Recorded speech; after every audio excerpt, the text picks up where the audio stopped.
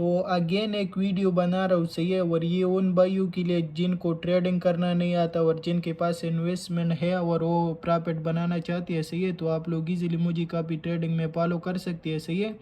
और बाकी हिस्ट्री सब कुछ आपको उधर शो करता है, सही है। अल्हम्दुलिल्लाह हमारे जो प्रीवियस 20-30 ट्रेड सिर्फ था विदाउट स्टॉप लॉस सक्सेसफुली गए, सही है। और बाकी ये आज का प्रॉफिट है, इसके साथ साथ ये कल का वाला प्रॉफिट है। तो अल्हम्दुलिल्लाह इसी 3 दिन में हम लोगों ने मिनिमम $500 प्रॉफिट बुक किया ही, सही है। और इसके साथ साथ मेरा जितना भी फॉलोअर्स था तो अल्हम्दुलिल्लाह उन लोगों को एक ज़बरदस्त किस्म की प्रॉफिट हुआ।